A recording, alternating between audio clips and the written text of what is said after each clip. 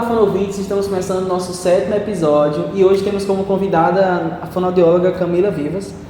E hoje vamos viajar pelo mundo, vamos falar sobre a atuação fonoaudiológica no exterior. Um tema que é muito interessante e despertou interesse de geral aqui dentro do projeto. Então, professora, aqui no projeto quem se apresenta é o convidado. Então a gente vem com a pergunta que é a nossa pergunta norteadora. Quem é Camila na fila do pão? Camila na fila do pão é a pessoa que compra R$2 Mas eu sou fonoaudióloga há quase 10 anos, sempre trabalhando com linguagem, egressa aqui da turma de 2016 e recém-egressa, quase egressa, né? Porque ainda não peguei o diploma, mas finalizei o mestrado no PPG-REAB, né? O Programa de Ciências da Reabilitação, e iniciei esse ano também como docente aqui da UFPA. Então, Camila atua no exterior. Sim, esqueci de contar essa parte. Trabalho com linguagem desde que me formei e uma parte do meu trabalho foi desenvolvido fora do Brasil. Por quanto tempo, Camila? Quase 3 anos, 2 anos e 11 meses, por aí. E como surgiu esse interesse de atuar no exterior? Como foi essa descoberta? Eu vou atuar no exterior, como chegou esse ponto? Então, eu não pensava durante a graduação em um dia trabalhar no exterior. Não foi assim, eu vou fazer de tudo para conseguir atuar fora do Brasil. Mas quando eu me formei, eu trabalhava em clínica e em atendimento domiciliar aqui. E estava um pouco cansado da minha rotina, de trabalho. Então apareceu uma oportunidade não é extinta, mas hoje em dia é pouco usada, no site da Cato. Apareceu lá uma oportunidade de trabalho que exigia só a graduação e a experiência de trabalho com linguagem. Então, me candidatei à vaga, fiz a entrevista, já tive o primeiro impacto ali, porque foi uma entrevista à distância. Na época não tinha tanta coisa online, remota, assim, foi pré-pandemia. Também, já nessa entrevista, já foi uma entrevista com tradutor, então para mim já foi assim, um leve gostinho do que seria, caso eu passasse na entrevista. E pronto, fiz a entrevista, fiquei aguardando um tempo até ser chamada, e pronto. Como foram esses primeiros passos até chegar lá no Japão em si? Como foi essa preparação até esse momento? A parte mais demorada foi a parte da burocracia mesmo, da documentação, No meu caso, a empresa se responsabilizou pela liberação do visto de trabalho e da licença para atuar lá no Japão. Então, eu enviei para eles diploma, os documentos usuais, passaporte, RG e tudo mais. E fiquei um tempo aguardando, assim, acho que uns 3 meses, acho que por aí, assim, para estar com tudo liberado, Então, quando eu viajei, eu já tinha todos esses documentos na mão. Contrato, diploma traduzido, visto de trabalho, esses trâmites burocráticos todos, a empresa tinha essa responsabilizado. Chegando no Japão, acredito que você tenha tido contato com fonoaudiólogos de lá. Eu não sei nem se chama assim fonoaudiólogos, se é essa nomenclatura. Deixa eu ver se eu me lembro, Gengo Chugakushi, acho que é assim que fala. A tradução é fonoaudiólogo mesmo? Sim. Então. Chegando lá, acredito que tenha encontrado esses fonoaudiólogos de lá. A senhora percebeu diferenças na formação e como atuava o fonoaudiólogo no Japão? Como foi esse contato? Eu tive pouco contato, na verdade, assim, com fonoaudiólogos lá. Eu me lembro de uma especificamente, que me contou que era uma formação, sobretudo na área da saúde, Aqui, o nosso curso aqui tem um diálogo com os cursos da área de humanas e lá era basicamente um curso da área de saúde. Com uma atuação um pouco menos ampliada, eu diria, porque a gente tem aqui grandes áreas, de atuação da fono. Lá ela me falou do trabalho com voz, do trabalho com motricidade oral, linguagem e audiologia. Acho que foram essas as áreas de atuação lá. Entendo. E no caso da atuação em si, qual a diferença a senhora percebeu, a diferença mais gritante entre a atuação aqui no Brasil e a atuação lá no Japão, no caso? Bom, acho que que eu mais senti impacto assim, na atuação foi em relação ao desconhecimento de como funcionava a rede de saúde lá no Japão, né?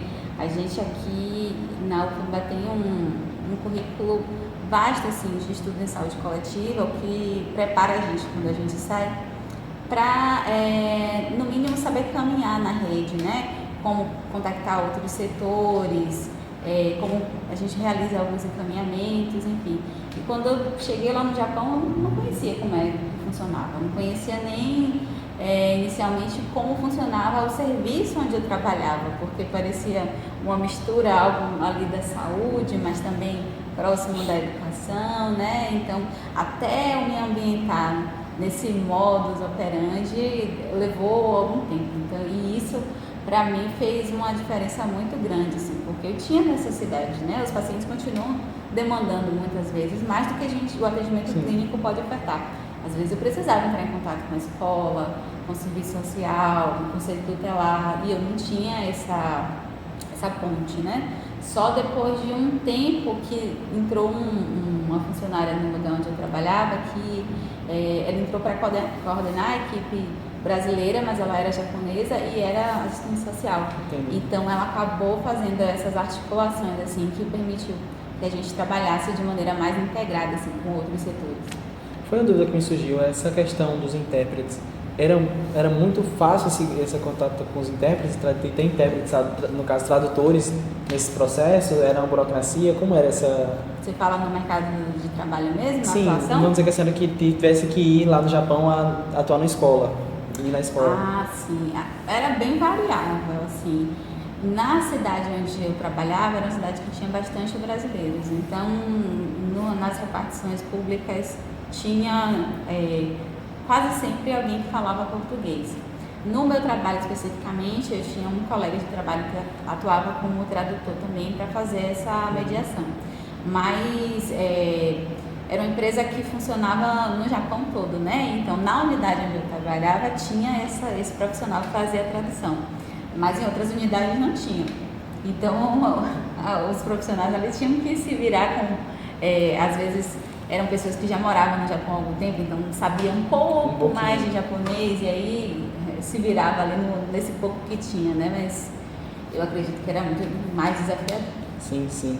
E em questão da demanda de serviço, porque nós sabemos que a linguagem aqui no Brasil ela tem uma demanda muito alta e acredito que no mundo inteiro isso se repita. No caso, no Japão, a demanda fonoaudiológica, ela estava concentrada mais em linguagem ou tem outras demandas em outras áreas também? Principalmente em linguagem, né? Foi o que abriu as portas para que fonoaudiólogos entrassem lá no Japão na época que eu fui, porque havia uma coisa acontecendo assim, que era um aumento do número de diagnósticos de crianças brasileiras que recebiam um diagnóstico de autismo. E muitas crianças com dificuldade na linguagem, né? Sobretudo atraso na linguagem. E o governo japonês garantia que essas crianças tivessem um acompanhamento, né? Na primeira infância até aos 18 anos, mas na prática esse acompanhamento não podia acontecer, porque essas crianças eram crianças brasileiras, né? Vindas de famílias brasileiras. Então, como elas seriam atendidas pelo o fonoaudiólogo japonês, né? Havia essa impossibilidade. Então, isso abriu portas para que profissionais daqui fossem levados para atuar lá. Então, a principal demanda era a linguagem, mas essas crianças também tinham outras demandas, né? Tinham demandas vocais, de motricidade oral, principalmente. Eu lembrei agora, tinha uma criança também que tinha uma questão, ela tinha fenda e tinha uma questão auditiva também, assim, mas essa parte auditiva já não era comigo, né? No lugar onde eu trabalhava não tinha serviço de áudio. Aí, nesse caso, era realizado no hospital mesmo, pelo fonoaudiólogo do hospital japonês. Ah, entendi. No caso, era bem dividida as questões, né? Não era tão... No caso, o paciente chegava para você com uma demanda de linguagem e você sabia que era de linguagem. No caso, eu tinha pacientes que... Tinham pacientes que tinham demandas mistas, né? Agora, eu acho que também tinha uma diferença, porque, assim, questões de saúde orgânica, os fonoaudiólogos japoneses davam conta de acolher no serviço, né? Então, pra gente, acabava chegando mais a demanda de linguagem, que era o que não podia ter resposta sim. Imagina, nas clínicas. no caso, um áudio da vida já não necessitava de... Isso. Entendi o processo. Aí, no caso, essa é uma dúvida mais minha, porque, assim, eu como uma pessoa que veio de fora aqui de Salvador, que teve que fazer uma mudança de localidade, tive que vir do meu interior para cá. No caso, meu interior fica mais ou menos 8 horas aqui de Salvador. Mas é uma mudança, é outro local, outra trajetória. E, tipo assim, minhas férias eu vou para meu interior de volta. Então, eu consigo ver meus pais a cada intervalo de tempo que tem. Já não imagino como seria a mudança para um local onde fica em outro país, e outro país que fica do outro lado do mundo, pode ser assim. Então, como foi essa preparação para familiares, pessoas próximas? E a senhora chegou assim, estou indo para o Japão, acho que é uma informação forte. A minha família inicialmente estranhou bastante, né? A minha mãe, quando eu disse que eu ia trabalhar no Japão, ela entrou em negação, assim, não, você não vai, né? Mas uma vez que saiu a resposta da entrevista, ela entendeu que era real, né? Então, mas ela sempre me apoiou, meu pai também, acharam que era uma grande aventura, assim, uma grande oportunidade para mim. Mas era complicado lidar com a saudade, né? E esse foi um dos motivos que me fez voltar. Eu sei que hoje em dia a gente tem acesso às tecnologias que acabam diminuindo as distâncias, mas não é a mesma coisa, né? Do que estar presencialmente. Você sabe disso. E olha que você vai pra lá nas férias. É isso. No meu caso, eu não vim. Fiquei quase 3 anos direto lá. E tem um fuso também, né? Tem a questão do fuso horário, que também acabava complicando bastante. Então, quando eu estava acordando lá, o pessoal ia dormir aqui. Quando eles estavam acordando aqui, eu estava indo dormir lá. Então, foi bem difícil, assim, lidar com isso. Então, no caso, quando chegou com a notícia pra sua mãe, tipo, eu vou pro Japão, era mais a sua mãe teve mais uma relação de descrença. Tipo assim, tá brincando, não vai... Sim. Não era algo como que ela não quisesse que você fosse, no sentido que ela não queria que você seguisse algo que fosse um sonho, entendi. Porque realmente nunca em nenhum momento da minha formação eu pensei assim, eu vou me formar para trabalhar fora, né? Não era um plano, foi só um acontecimento mesmo, como eu disse, uma oportunidade que eu resolvi agarrar. No caso, então, foi uma circunstância da vida. Sim. E como era a atuação? No caso, você disse que na sua rede tinha outros fonoaudiólogos aqui do Brasil também. No caso, fonoaudiólogos, acredito eu, que estivessem há mais tempo por lá, fonoaudiólogos que talvez chegassem depois que você chegou. Como era essa interação? Como era essa interação com os que já estavam lá e com os que vinham depois? Foi bem importante, assim, essa relação, tanto com quem já estava lá como com quem chegou depois. Como a gente não tinha esse acesso à rede, então a gente criava as nossas próprias formas de contato, né? Olha, eu tentei assim, e eu consegui contato com a escola japonesa, e aí a gente ia lá e tentava também. Então, a gente foi fazendo esses laços e fazendo a nossa própria rede interna, assim, né? E isso fez com que a gente também gerasse um movimento de outros profissionais também tentarem se articular, né? E isso foi se ampliando. A gente tinha na empresa onde a gente trabalhava, um momento de discussão coletiva, como eu disse, né? Era uma empresa que atuava em vários lugares do Japão, várias cidades. Sim. E aí a gente se encontrava, acho que uma vez por mês, não lembro a frequência, mas eram uma equipe das macro-regiões, né, que se encontravam para discutir casos, e ali tinham profissionais tanto japoneses como brasileiros, e a gente discutia as realidades de cada especificidade, né, das cidades. Tinham cidades que tinham muitos brasileiros, tinham cidades que tinham menos, então às vezes cidades menores e com menos quantidade de brasileiros tinham questões mais difíceis, assim, até de conseguir tradutor, né?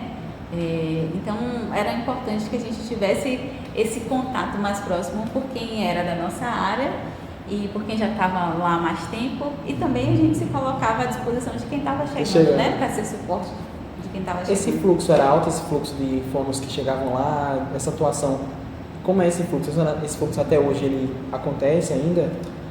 eu não tenho mais tanto contato assim, né, com as pessoas que tem lá. Me parece que diminuiu mais esse fluxo.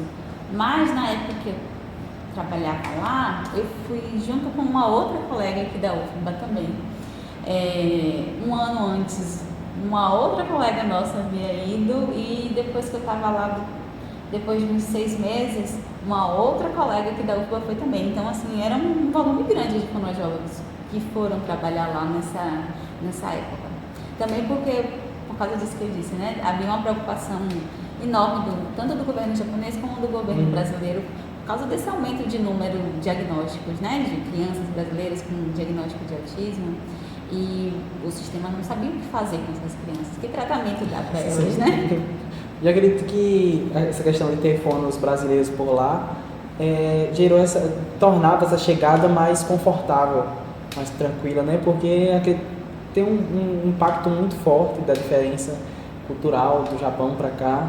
Eu acredito que chegar lá, ter algum fono por lá, ajudar ali, vai tornar mais confortável essa chegada, acredito eu. Então esse processo se tornava mais fácil e depois você se tornava essa pessoa que acolhe. Exatamente. Não só fonoaudiólogos, né? Mas no lugar onde eu atuava, só tinha eu de fono. Mas tinha outros colegas brasileiros que já moravam há muitos anos lá no Japão. Então acabavam mediando um pouco dessas relações culturais, né? De como que se pega um ônibus, como é que faz uma recarga no cartãozinho. Como é que você cumprimenta quando você chega no trabalho, porque no Japão tem cumprimentos específicos para situações específicas, né? Então, você entra no trabalho, um cumprimento, quando você sai é outro, quando você vai para o horário de serviço é um, quando você volta do horário do almoço é outro. Então, essas pessoas, assim, mostravam pelo exemplo delas e também com orientação direta, né? Não precisa dar a mão não, só fazer assim já tá bom para cumprimentar as pessoas. Então, elas eram um suporte bem importante assim, pra gente, uma referência. Você falando isso, acredito que o jeito brasileiro teve que ser um pouco podado no Japão, porque o brasileiro é mais acalorado, essa questão de chegar, abraçar, e acho que no Japão, a cultura japonesa, né, do contato que eu tenho de conhecer, o mínimo que eu conheço, eu entendo que tem essa diferença. Para mim não sei se seria uma dificuldade, teria uma coisa para adaptar. Eu acho que, inclusive, teve coisas da cultura brasileira que eu passei a ter mais conhecimento, reconhecimento, na verdade, quando eu fui morar fora. Porque tem coisas que estão tão enraigadas na gente que a gente não entende aquilo como cultural, né? Faz parte da gente. E quando a gente vê a impossibilidade disso acontecer, é que a gente se dá conta. Por exemplo, tem uma coisa que eu achava muito engraçada, que eu reclamava muito aqui do barulho nas ruas, do barulho no ônibus, né? A gente entrando vendendo bala e tal. E lá não tem isso. E era todos os dias, o ônibus naquele horário, o mesmo motorista, o mesmo número de pessoas. É uma monotonia, assim, sabe? Não tem nenhuma novidade. Então, foi difícil para mim. E, ao mesmo tempo, reconhecer que, poxa, aquele jeito de falar, aquele jeito de estar na cidade, é um jeito que é cultural, né? Sim. É um jeito que faz parte de mim, de quem eu sou. Perfeito. Então, esclareceu muitas coisas sobre essa questão cultural. Então, agora, a gente partindo para essa finaleira de episódio, qual recado a senhora deixaria para esses fonos agora que querem atuar fora, seja no Japão, seja em outros países aí, que queiram fazer essa conexão intercontinental, né, internacional e tudo mais?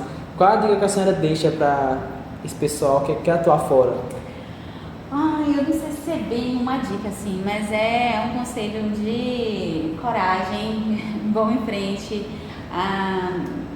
De modo geral, a gente acha sempre que quem está lá fora tem mais acesso a tecnologias, tem um conhecimento maior do que o nosso, mas a gente faz coisa boa pra caramba aqui no Brasil e aqui na Bahia, né? Aqui na UFBA. E a gente tem muito a ensinar para outras pessoas também, para aprender também, mas a gente também tem muito para ensinar. Então, conquistem o mundo, levem a cultura nordestina, sobretudo, e joguem duro. mensagem foi bem cultural, a mensagem foi bem forte, ela levantou a bandeira Nordeste, Brasil e levou. Recentemente eu estive num congresso no Chile, né, e eu fiquei muito feliz que o Nordeste estava em peso lá, tinha muita gente daqui da Bahia, tinha gente do Rio Grande do Norte, Alagoas, era um congresso de pesquisa qualitativa, né, e praticamente só tinha universidade nordestina, então eu fiquei muito feliz de ver nossa potência, assim, né, ser exaltada. É bom ver como o Nordeste ele traz muita coisa boa aqui, saindo aqui na nossa região. E é isso, acho que estamos notando o nosso final do episódio 7. O episódio foi, pra mim, falar aqui em específico, vocês que vão estar escutando posteriormente, foi um episódio muito rico, conheci, esclarecer muita coisa, muitas dúvidas que eu tinha sobre esse processo, entender mais sobre essa atuação, entender como a gente pode levar essa cultura da gente para fora, nosso conhecimento para fora, e tudo é válido. Sempre acho que a fono é isso, a fono é cuidado, a fono é conexão. Então, seja onde for, essa conexão tem que existir. Se existe essa demanda no exterior, essa demanda com brasileiros que estejam lá fora, a fono vai até lá. Com certeza. Então isso é interessante. E é isso, dando uma dica do próximo episódio, a gente foi pro exterior agora, talvez a gente vá pro interior no próximo. Estou dando uma pista para vocês. E aí eu vou deixar que a nossa convidada deixe um recado final para vocês, recado final para o próprio podcast, para quem a senhora quiser falar. Não vou pedir em japonês, pode ficar tranquila. Obrigada, agradeço. Então, a senhora pode dar o recado. Eu quero agradecer pelo convite, né? Foi a minha primeira vez participando de algo dessa natureza, né? Apesar de ter vivenciado a pandemia, não tive nenhuma experiência de participar de lives e podcasts anteriores, então agradeço pelo convite, pela tranquilidade também com que vocês me receberam, né? Pela descontração, e desejo sucesso nesse empreendimento do Fonoatuação, que venham muito mais convidados, muito mais seguidores, porque é um projeto bem importante para quem está estudando, mas para quem já formou também. Então é isso, fiquem por aí, fiquem ligados nas nossas redes sociais, sigam a gente no Instagram, se inscreve lá no YouTube, segue no Spotify também, escuta os podcasts, os episódios. E é isso, até mais, foram ouvintes e terminamos por aqui.